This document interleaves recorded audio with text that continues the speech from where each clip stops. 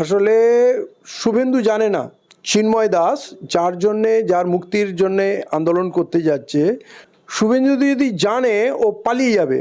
Already ওর যা তথ্য এসছে, যে ইসকনের মুখপাত্র ছিল সেই ইসকন প্রেস কনফারেন্স করে জানাচ্ছে ওর কর্মকাণ্ডের কোনো দায়িত্ব আমরা নেব না, এবং সে জেরার মুখে স্বীকার করেছে সে প্রতিদিন রাত্রে তার মহিলা সদস্যদের রাত্রে দেখে সে শোষণ করতো। আমি এর থেকে আর বেশি কিছু বলতে পারছি না।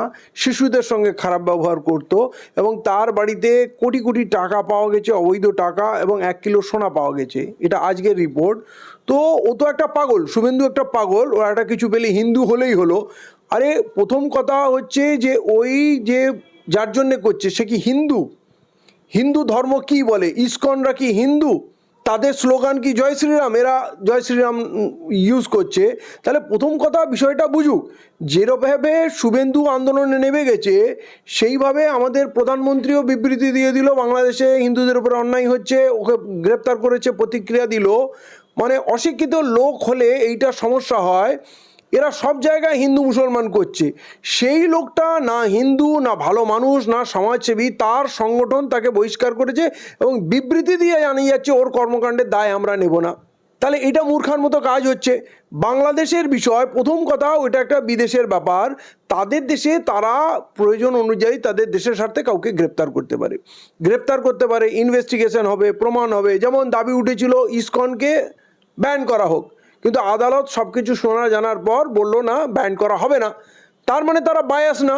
এবারে এই ভদ্রলোক বা এই ছোট লোকটি যে নারী শোষণের অভিযোগে অভিযুক্ত এবং তার বিরুদ্ধে তার সংগঠন কথা বলছে, তার দায়িত্ব নিচ্ছে না, তাহলে পুরো ঘটনা না জেনে খালি হিন্দু হিন্দু করে উত্তেজনা ছড়ানো।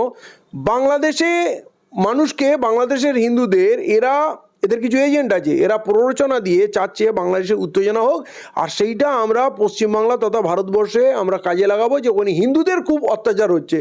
তার মানে কি এখানে মুসলমানদের অত্যাচার করতে হবে, বা এখানে হিন্দুদের ঐক্যবদ্ধ হতে হবে? আরে এই দেশের হিন্দুদের তোমরা ন্যায় বিচার দাও না। আমার মণিপুরের বোনেদের, আমার মণিপুরের শিশুদের জীবন সুরক্ষিত না, তাদের হত্যা করা হচ্ছে, তাদের মন্দির গির্জা ভাঙচুর হচ্ছে। এই এতদিনে যে দাঙ্গা হচ্ছে মণিপুরে, একদিকে হিন্দু আদিবাসী আর একদিকে খ্রিস্টান আদিবাসী, এই তো এদের সত্তা তো এরা ভারতীয়। তাহলে এই 1 বছরের উপরে হত্যালীলা চলছে, সেখানে বিজেপির, নরেন্দ্র মোদীর কোনো আগ্রহ নেই। আমার আসামের আমার বোনেরা, আমার ভাইরা নির্যাতিত, এনআরসির নামে তাদের জীবন তছনছ হয়েছে, লক্ষ লক্ষ মানুষের আধার কার্ড ধ্বংস হয়েছে, তাদের কাজ কর্ম জীবিকা ধ্বংস হয়ে গেছে। মানে কষ্ট বলে বোঝানো যাবে